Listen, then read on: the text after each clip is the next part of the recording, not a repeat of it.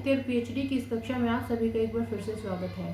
चलिए शुरू करते हैं अपनी आज की कक्षा को अपनी आत्मकथा आप खुदरी के साथ। देखिए, नेट पाठ्यक्रम में दी गई है आत्मकथा जिसकी लेखिका है रमणिका गुप्ता। एक जिद्दी लड़की की कहानी है। एक ऐसी लड़की की कहानी है जो अपने बचपनों के दिनों को याद करते हुए बता रही है कि किस प्रकार जो सामंतीवादी जो समाज था, या हम कह सकते हैं पितृसत्तात्मक एक समाज था, उसका विरोध करती हुई एक लड़की है। तो चलिए शुरू करते हैं आत्मकथा को अपनी को। प्लीज़ चैनल को सब्सक्राइब और वीडियो को लाइक ज़रूर करिएगा। बढ़ते हैं उपभाग 36 की ओर। प्यार और नफरत के पात्र। देखिए, स्वयं ही ये जो उपभाग है इसका टाइटल आपको बता रहा है कि इसमें प्यार और नफरत के कुछ पात्र हैं। जो रमणिका के गुप्ता की जो आंखें हैं उनमें कुछ प्यार भरे पात्र हैं और कुछ नफरत भरे पात्र हैं, उनकी चर्चा वह आज कर रही है इस उपभाग के द्वारा। तो चलिए शुरू करते हैं। जंग खत्म होने का ऐलान। आप जानते हैं कि इस समय युद्ध का जो वातावरण वहाँ पे बना हुआ था। हम वीडियो में शुरू से ही इस आत्मकथा के जब से आपसे चर्चा कर रहे हैं तब से बताते आ रहे हैं कि क्या है युद्ध का जो है इस समय वातावरण बना हुआ था। जंग खत्म होने का ऐलान। पलटनों को अपनी अपनी छावनी में लौटने का आदेश हो गया था। रिसार पुल से पटियाला छावनी अस्पताल में आए पापा को अरसा हो गया था। पापा अब लेफ्टिनेंट कर्नल बन गए थे। आप जानते हैं कि रमणिका के जो फादर है वह आर्मी में थे और क्या थे, लेफ्टिनेंट कर्नल बन गए हैं। पहले वो क्या थे, डॉक्टर थे। मैट्रिक मैंने प्राइवेट से पास की। आप जानते हैं कि उस समय जो लड़कियां थी उनको स्कूल जाना अलाउड नहीं था। इस कारण जो प्राइवेट से यानी कि घर रहकर जो है रमणिका गुप्ता ने क्या की, अपनी 10वीं कक्षा पास की। विक्टोरिया कॉलेज से फिर मैंने आईए में पढ़ाई शुरू की। पाकिस्तान बनने वाला था। देखिए, देश का बंटवारा उस समय होने वाला था, तो कैसा माहौल रहा होगा उसके बारे में चर्चा यहाँ पे करेंगी। दंगों का पहला दौर शुरू हो चुका था। लोग भाग भाग कर इधर उधर आ जा रहे थे। लोग कुछ दिन बाद वापस भारत लौट कर आने लगे। कौन से लोग? जो शरणार्थी थे, जो यहाँ से वहाँ चले गए, वो वापस यहाँ आ रहे थे, और जो यहाँ आ गए थे वो वापस यहाँ से पाकिस्तान जा रहे थे। आप जानते हैं कि ये जो दंगे उस समय हुए थे 1947 के जो दंगे हैं, इसमें कितनी मौतें हुई थी, कितनी लड़कियों की इज्जत को लूटा गया था। और इनके ऊपर देखिए कई फिल्में बनी हैं, जिसमें से गदर एक प्रेम कथा तो आप सभी ने देखी होगी। तो उस समय का जिक्र ये कर रही हैं। और मुसलमानों को इधर से खदेड़ने में क्या है, लोग अहम भूमिका निभाने लगे। जो वहाँ से हिंदू थे यहाँ पे आ रहे थे, अब उन्होंने क्या शुरू कर दिया, जो यहाँ पे मुसलमान थे उनको भगाना यहाँ से शुरू कर दिया। शिक्षक व छात्र भी अब क्या हो गए, पक्ष और विपक्ष में बट गए। पक्ष और विपक्ष में कैसे बट गए कि ये मेरा देश है, वो तुम्हारा देश है, तुम अपने मुल्क जाओ, हमें यहाँ पर रहने दो। इस प्रकार क्या हुआ, पक्ष और विपक्ष में बट गए। इंद्रजीत कौर बहुत अच्छी वक्ता थी और मेरी मनोविज्ञान की लेक्चरर थी। यहाँ पे बताती है कि जिस कॉलेज में पढ़ती थी मैं, वहाँ पर इंद्रजीत कौर एक शिक्षिका थी जो क्या थी, बहुत अच्छी लेक्चरर थी। किसकी? मनोविज्ञान की। छोटे कद वाली महिला थी। मैं उन्हें बड़े गौर से सुनती। क्यों? क्योंकि उनकी बातें मुझे बहुत अच्छी लगती। राजनीतिक स्थिति पर कटाक्ष करने वाली वह महिला थी। खालिस्तान की समर्थक मुझे लगती थी, क्योंकि अक्सर जब भी वो कुछ कहती थी तो उनकी बातों में मुझे एक विरोध नजर आता था जो हिंदुस्तान के प्रति अक्सर होता था। मैं उनकी बातें बहुत ढंग से सुनती और बहुत मुग्ध होकर सुनती। पाकिस्तान की मांग वालों से मुझे अब नफरत होने लगी। हर जगह नारे लगाए जा रहे, कोई हिंदुस्तान चाहता था, कोई पाकिस्तान चाहता था। तो देखिए, जैसे कि इसका नाम ही है प्यार और नफरत के पात्र, तो यहाँ पर आ गई कि प्यार भरे पात्र कौन थे, मेरी शिक्षिका, और नफरत के पात्र हो गए वो जो पाकिस्तान की मांग के नारे यहाँ पर लगा रहे थे। मेरे प्रेम और नफरत के पात्र अब रोज बदलने लगे। कभी जिसे मुझे प्यार होता, अगले ही पर मुझे उससे नफरत हो जाती। क्यों? क्योंकि वह भी पाकिस्तान की मांग करता या फिर हिंदुस्तान की, और मैं नहीं चाहती थी कि हमारा देश किसी भी कारणवश बटे। सईदा मेरी दोस्त थी और वो क्या थी, एक वेश्या की लड़की थी। वह मुझे आदर और प्यार देती। मैं अक्सर डरती थी कि कोई सईदा को पकड़कर इसका बलात्कार ना कर दे। देखिए, जिस समय दंगे हुए सबसे ज़्यादा जो दुर्व्यवहार हुआ वह स्त्रियों के साथ ही हुआ, जो सबसे ज़्यादा शोषण हुआ वह स्त्रियों का ही हुआ। तो यहाँ पर रमणिका गुप्ता बताती हैं कि मैं बहुत डर रही थी कि कहीं मुझे मेरी सहेली जो सईदा है उसे पकड़कर कोई उसका बलात्कार ना कर दे। मैं डरती थी कि भापे उसके मोहल्ले में जाकर सईदा को हवस का शिकार ना बना ले। ये भापे मेरे अंदर नफरत के पात्र बन चुके थे। और ये भापे कौन थे? शरणार्थी थे जो पाकिस्तान से यहाँ पर आए हुए थे। और ये क्या कर रहे थे? यहाँ पर आकर जो मुसलमान लड़कियाँ थी उनकी इज्जत लूट रहे थे, क्योंकि वहाँ के कौन थे? हिंदू थे। हमीद मेरे साथ का एक लड़का था, और वो भी कौन सा क्या था? वेश्या का ही बेटा था। मैं उसकी ओर बहुत आकर्षित थी। वह मुझे अक्सर उसे देखकर अक्सर मुझे मास्टर की बातें याद आ जाती। क्यों? क्योंकि एक वही था जिसने मुझे स्नेह दिया, बाकी मास्टर ने तो सदैव मेरा शोषण ही किया। और हमीद की ओर में आकर्षण का कारण भी कौन था? वो मास्टर का जो मेरे साथ किया गया यौन शोषण था, वही। मास्टर मेरे साथ स्कूल जाता और मेरी और हमीद की बातें आकर माँ को बताता। जब भी मैं स्कूल जाती टांगे में बैठकर, तो मेरे साथ कौन जाता? मास्टर जाता। रास्ते में हमीद मुझे मिलता, हम दोनों एक दूसरे की आंखों में आंखें डालकर बात करते। तो मास्टर को ये पसंद नहीं था और घर आकर क्या करता? मेरी माता से मेरी चुगली कर देता। यहाँ पर रियासतों के राजा और रियासतों के कारनामों के आगे वो कथाएं बताती है कि किस प्रकार हिंदुस्तान जब बढ़ रहा था तो कौन सी रियासत कहाँ रहना चाहती थी। ये सब अब यहाँ पे शुरू हो गया। बढ़ते हैं अगले उपभाग की ओर। खून की नदियों में अंग्रेज डूबते नजर आते। मिलिट्री हॉस्पिटल के बाहर जमोय यानी जामुन का पेड़ था, जिसके इर्द गिर्द सारे बच्चे चबूतरे के ऊपर चढ़कर खेलते। उस समय क्या था? मिलिट्री हॉस्पिटल के बाहर ही हमारा घर था और हम वहीं पर खेलते। दोस्त और दुश्मन बनते, कभी साथी बन जाते, कभी एक दूसरे को क्या है गोली बारूद से उड़ाने लगते। क्यों? बचपन से ही जब से हमने होश संभाला, हम यही जो दंगे फसाद हो रहे थे देशों को लेकर वो देख रहे, कभी ब्रिटिश शासन से, कभी फिर पाकिस्तान और हिंदुस्तान की मांग के कारण। बेदी परिवार के नई और पुरानी पीढ़ियों के मध्य अंतर पनप रहा था। बेदी परिवार कौन? स्वयं रमणिका गुप्ता का जो परिवार था उसके बारे में बता रही थी कि एक तो पुरानी पीढ़ी हो चली और एक जो नई पीढ़ी है, अब उसमें क्या है, उनकी सोच में अंतर आने लगा। भाभी घर आती। भाभी आप जानते हैं कि 13 वर्ष की ही थी जब उनकी शादी हुई, तो इन दोनों बहनों के साथ ही पली बड़ी।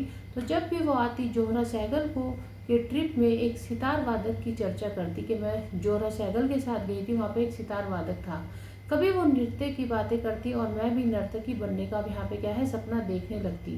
प्रेम की कथा बताने पर मैं राजकुमार के सपने देखने लगती। जैसे ही मेरी भाभी मुझे कुछ भी बताती, मैं सपनों में खो जाती कि काश मैं भी ऐसी बन सकती है, बनूंगी। भाभी कभी सूदखोरों और जमींदारों के जुल्म के खिलाफ गाए जाने वाले गानों का जिक्र करती और यही मेरे प्रेरक बन गए। जब मेरी भाभी किसी गांव में जाती तो वहां जाकर जो सूदखोर जो होते हैं, जमाखोर होते हैं, उनके जो शोषण उनका वो करते थे, उनके द्वारा उनके ऊपर गाने बनते थे। उनका जिक्र जब भाभी मुझसे करती, तब यहाँ से क्या है, मेरे लिए गीत ही प्रेरक बनने लगे कि मैं ऐसे जुल्म किसी के ऊपर नहीं होने दूंगी। सोचती मैं कि कब मेरे नाना की जमीन को भी जो मुजारे लूटेंगे। जब मैं गाने सुनती तो अक्सर मैं सोचती कि काश ऐसा हो कि किसी दिन ये मुजारे जाए जो वहाँ पे रहते हैं और मेरे नाना जो बहुत बड़े जमींदार हैं, इतनी ज़मीन को हड़प कर बैठे, उनकी ज़मीन को छीन ले। अरुणा आसफ अली मेरी आदर्श थी। जाति धर्म का बंधन तोड़ने वाली ये स्त्री थी और मैं भी चाहती थी कि किसी प्रकार मैं भी जाति जो बंधन है उनको तोड़ूं, समाज में जो शोषण है उसको उठाऊं। तो मैं भी किससे यहाँ पे मेरी आदर्श कौन थी? अरुणा आसिफ अली। गांधी के प्रभाव से मैंने खादी पहनना शुरू कर दिया था। एक तरीके से हम ये कह सकते हैं कि उन पर क्या है, यहाँ पर एक राजनीतिक प्रभाव पड़ता जा रहा था। मैं दीवा सपनों में खुद को सत्याग्रहियों के जगत में शामिल पाती। लक्ष्मी सहगल भी मेरी आदर्श बन गई। सुभाष चंद्र बोस, तुम मुझे खून दो मैं तुम्हें आज़ादी दूंगा का नारा अक्सर मुझे विद्रोही बनाता कि मैं भी किस प्रकार से अपना खून अपने देश के लिए दे सकती हूँ। मैं विद्रोही बन बैठी मन ही मन। मैं झांसी की रानी बनने का प्रयास करने लगी और अब इसकी शुरुआत क्या है, मैंने यहाँ पर कर दी। मिथक ढह गया। अन्य जो भाग है, मिथक ढह गया। जितेंद्र का प्रेम प्रसंग मुझे याद आया। एक और लड़का था जिससे प्रेम करती थी, उसका नाम है जितेंद्र, एक है बलराम, एक है सईद। ऐसे कई लड़के हैं जिनके प्रेम प्रसंग में ये पड़ी। मास्टर को ये मालूम था कि मैं जितेंद्र को क्या है प्यार करती हूँ। वह प्रकाश, एक लड़का है प्रकाश, से पहले मेरा प्रेम प्रसंग था। जितेंद्र मेरी बुआ का लड़का था, गोरा था, लंबा और विज्ञान का छात्र था। हमेशा वह क्या है कक्षा में फर्स्ट आता था। मामा के यहाँ रहने आता। एमएससी वह कर रहा था। हम पटियाला में रहते थे। मैं जवान मामा के यहाँ अर्थात मेरे माता पिता के यहाँ वो रहने आता था और हम उस समय कहाँ रहते थे, पटियाला में रहते थे। मैं कैसी थी, जवान। जितेंद्र मुझे बहुत अच्छा लगता है। एक दूसरे के पास उठना बैठना हमें बहुत अच्छा लगता है, किंतु कभी भी मेरी हिम्मत नहीं हुई कि मैं जितेंद्र को ये बता दूं। क्यों? क्योंकि रिश्ते में तो वो मेरा भाई था। रोमा रोला की एक किताब थी, एक मास्टर ने जाते हुए मुझे दे दी थी स्कूल के समय। जीन क्रिस्टॉफ पढ़ने को दी गई।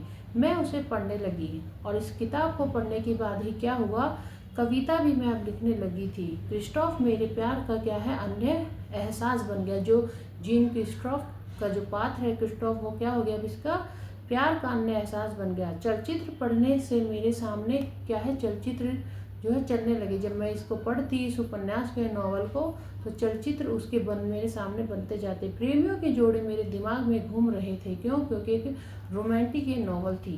मैं बलराम को भूल गई और आमिर मेरे दिल में बस गया। शाम का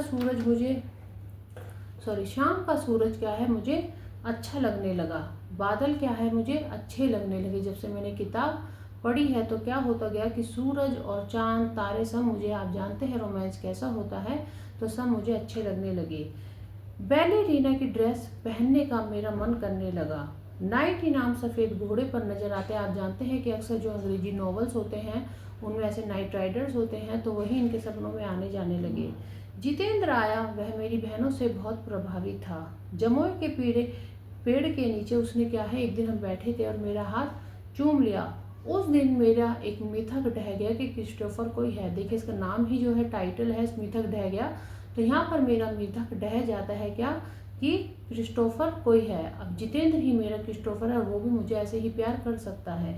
एक दूसरे को हमने देखा, स्नेह में मैं डूब गई जैसे ही उसने मेरे हाथ को चूमा। नाइट इनाम्स का वह वहम टूट गया क्योंकि जितेंद्र अब मुझे प्यार कर सकता है, इसलिए मैं नाइट राइडर्स को यहाँ पर क्या है, भूल गई। चलिए आगे बढ़ते हैं अगले उपभाग की ओर। जल उठी सद्भाव फसल। 1946-47 जब देश के बंटवारे के प्रस्ताव ने पूरे देश की बात हिला दी। यहाँ पे क्या है कि देश का जो बंटवारा हो रहा था उसका प्रस्ताव आया। आपस में क्या है, जो बंटवारे का जो प्रस्ताव था, इसने क्या किया, जो मनुष्य है, मानस है, उसको बांट दिया। पटियाला में शरणार्थी आकर बस रहे थे। आपसी घृणा की चिंगारियां क्या है, धधक उठी थी। कोई भी जो हिंदू और मुसलमानों से चिढ़ रहे थे और जो मुसलमान है हिंदुओं से चिढ़ रहे थे। मैं देश के आंदोलनों में भाग लेने को तैयार रहती, बस मैं एक मौके का इंतजार कर रही थी कि कब मुझे मौका मिले और कब मैं भी एक आंदोलनकारी बन जाऊं।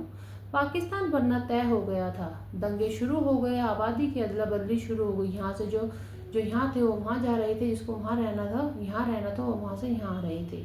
कत्ले आम शुरू हो गया था। सिख पंथ का हर बेटा दंगे में शामिल हो गया और सिख जल्दी ही पहचाने जाते। क्यों? पहनावे के कारण, पगड़ी के कारण उन्हें मारा भी सबसे ज्यादा जाता। आज़ादी की लहर शिखर पर थी। स्वतंत्रता का जोश ठाके मार रहा था। विक्टोरिया कॉलेज में इंडियन नेशनल आर्मी को लेकर आंदोलन चलाया गया। डिबेट में मैं हमेशा अपने कॉलेज में भाग लेती और इसमें मुझे क्या है, बहुत दिलचस्पी आती। हीरोइन का रोल मैंने एक नाटक में किया। मैंने क्या किया, एक राजा थे, उनके खिलाफ एक नाटक अपने कॉलेज में खेल दिया। उस राजा ने क्या किया, फिर चेतावनी भरा एक पत्र मेरे पिताजी को पहुंचा दिया, जिस कारण क्या है, घर में मुझे बहुत मार पिटी, किंतु मैं नहीं मानी और मुझे जो करना था वो मैं करती गई।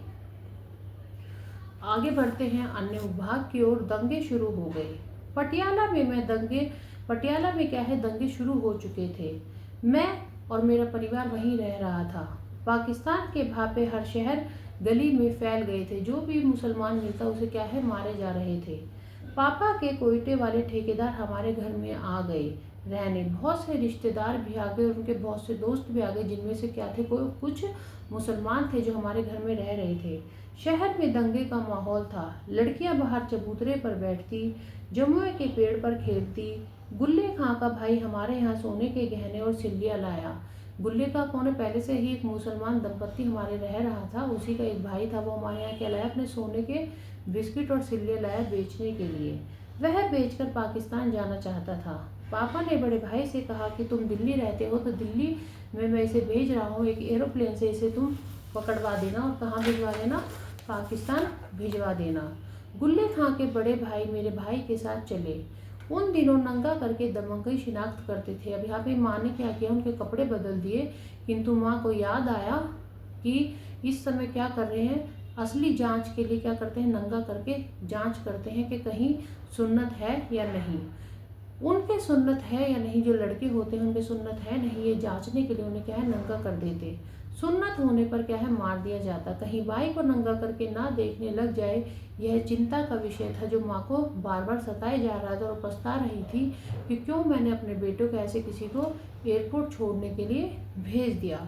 वह सकुशल हवाई अड्डे से दिल्ली वापस आ गए। गुल्लेका को छोड़कर मेरा भाई क्या है, वापस दिल्ली आ गया। 15 अगस्त 1947 का दिन।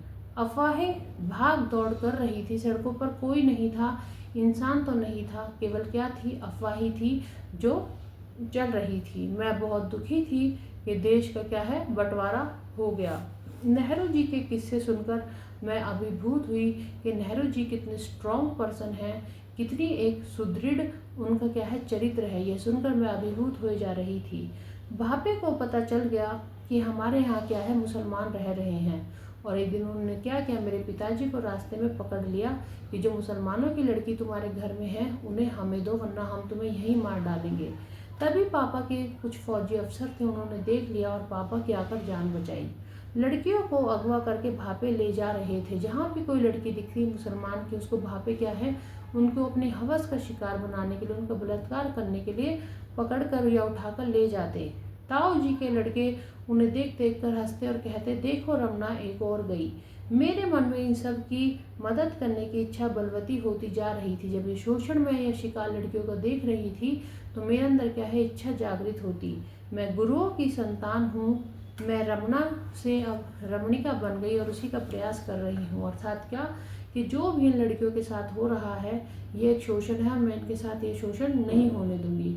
देखिए जिस समय हमारे देश में बंटवारा हुआ, हिंदुस्तान बना, पाकिस्तान बना, किस तरह का एक माहौल था, रमणिका गुप्ता ने ये बताया। किस प्रकार देखिए उस समय भी जो शोषण का सबसे ज़्यादा शिकार हुई वह महिलाएं हुई, लड़कियां हुई। आज तक भी ये समाज देखिए कभी भी लड़कियों के साथ न्याय नहीं कर पाया है। कुछ भी या किसी भी प्रकार का कोई भी कुछ भी हो जाए, हर चीज़ में सबसे पहले लड़कियों का ही शिकार किया जाता है। क्यों? क्योंकि उनको जो पुरुष वर्ग है वो हमेशा उन्हें क्या समझता है, कमज़ोर समझता है और उनका क्या है, शिकार करता है। तो आज हमारी इस आत्मकथा के देखिए 40 उपभाग पूरे हो गए हैं। अगली वीडियो में शुरू करेंगे नए उपभागों से। आज के लिए इतना ही, धन्यवाद।